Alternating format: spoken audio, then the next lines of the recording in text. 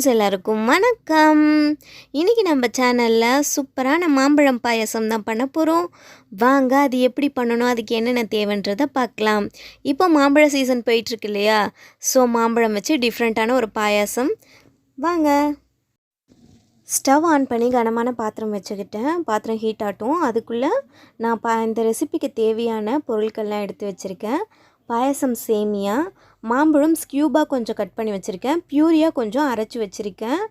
அடுத்தது சர்க்கரை நம்ம ஸ்வீட்னஸ்க்கு ஏற்றா போல் எடுத்துக்கலாம். நான் ஒரு 4 ஸ்பூன் எடுத்திருக்கேன். முந்திரி, திராட்சை, நெய், அப்புறம் பாலும் எடுத்து வச்சுருக்கேன். அவ்வளோதான். இப்போ நம்ம ரெசிபி செய்ய ஸ்டார்ட் பண்ணிடலாம். பேன் வந்து நல்லா ஹீட் ஆகிடுச்சு. நான் இதில் ஒரு 2 ஸ்பூன் அளவுக்கு நெய் சேர்த்துக்கிறேன்.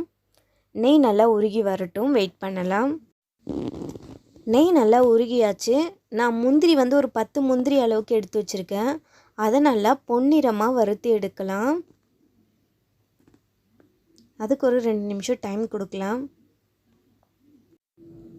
முந்திரி நல்லா வறுப்பட்டாச்சு, அதை எடுத்துட்டேன்.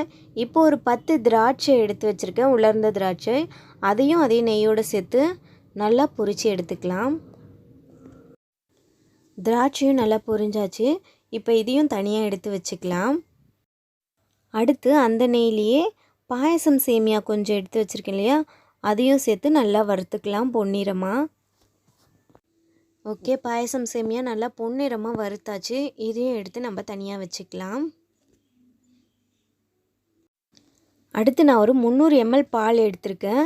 அந்த பாலில் இந்த பேனில் சேர்த்துக்கலாம். இது ஆல்ரெடி நான் காய்ச்சி ஆற வச்ச பால் தான். ஸோ இப்போ வந்து பால் லைட்டாக சூடானா மட்டும் போதும், ஒரு பொங்கு வந்தால் போதும். பால் இப்போது ஒரு பொங்கி வந்துடுச்சு. இப்போ நான் இதில் சர்க்கரை 4 ஸ்பூன் எடுத்து வச்சுருக்கேன், அதை சேர்த்துக்கிறேன். நான் வந்து கம்மியாகவே சேர்த்துக்கிறேன், உங்களுக்கு இன்னும் கொஞ்சம் வேணும்னா நீங்கள் சேர்த்துக்கலாம். இப்போது வறுத்த சேமியா சேர்த்துக்கிறேன். இப்போ இதெல்லாம் நல்லா மிக்ஸ் பண்ணிடலாம். சர்க்கரையும் நல்லா கரையணும், சேமியாவும் கொஞ்சம் வேகணும், டைம் கொடுக்கலாம். ஓகே, இப்போ ஒரு 5 நிமிஷம் ஆகிடுச்சு. சேமியாவும் வெந்தாச்சு, சர்க்கரையும் கரைஞ்சாச்சு. இப்போது எடுத்து வச்சுருக்க முந்திரி திராட்சை வறுத்து வச்சுருக்கோம் இல்லையா, அதை சேர்த்துக்கிறேன். அதை சேர்த்துட்டு அதுக்கப்புறம் நான் ஒரு மாம்பழம் வந்து பியூரி பண்ணி வச்சுருக்கேன். அந்த மாம்பழம் பியூரியும் இது கூட சேர்த்துக்கிறேன்.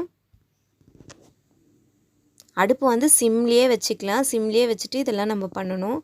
ரொம்ப ஹையும் வேணாம், மீடியமும் வேணாம், சிம்லேயே வச்சுக்கலாம். இப்போ இதெல்லாம் நல்லா மிக்ஸ் பண்ணி விட்டுடலாம். நான் இந்த 300 ml பாலுக்கு ஒரு மாம்பழம் எடுத்திருக்கேன். நீங்கள் இன்னும் அதிகமாக சேர்க்குறீங்கன்னா அதுக்கேற்ற மாதிரி குவான்டிட்டி எடுத்துக்கோங்க. மாம்பழம் சேர்த்தவுடனே பாருங்கள், கலரே சூப்பராக எல்லோயிஷில் நல்லா மாறிடுச்சு. இப்போ மாம்பழம் சேர்த்து ஒரு 2 நிமிஷம் ஆகிடுச்சு. அடுப்பை ஆஃப் பண்ணிடலாம். சேமியாவும் நல்லா வெந்தாச்சு. ஓகே, மாம்பழ பாயாசம் ரெடி. நான் இப்போ இதை வேறு பவுலுக்கு மாற்றிக்கிறேன். மாற்றிட்டு இது ரூம் டெம்பரேச்சர் அளவுக்கு வரட்டும். வந்த உடனே நீங்கள் இப்போது இந்த ஹீட்டில் சாப்பிட்றதா இருந்தாலும் ஓகே, நல்லாயிருக்கும். அப்படி இல்லைன்னா நீங்கள் ஃப்ரிட்ஜில் ஒரு 2 மணி நேரம் வச்சு இதை சாப்பிடுங்க, ரொம்ப சூப்பராக இருக்கும்.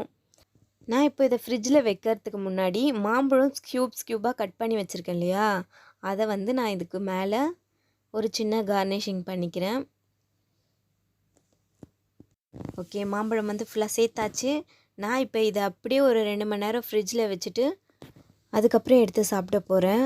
அது இன்னுமே டேஸ்ட்டாக இருக்கும். கண்டிப்பாக இப்போ மாம்பழ சீசன் டைம் இல்லையா, நீங்களும் ட்ரை பண்ணி பாருங்கள். எப்படி இருந்ததுன்னு எனக்கு கமெண்ட்ஸ் பண்ணுங்கள். இவ்வளோ நேரம் வீடியோ பார்த்ததுக்கு ரொம்ப நன்றி. நம்ம சேனல் பிடிச்சிருந்தா சேனலை மறக்காமல் சப்ஸ்கிரைப் பண்ணிவிடுங்க. அடுத்த ஒரு வீடியோவில் சந்திப்போம். பாய்.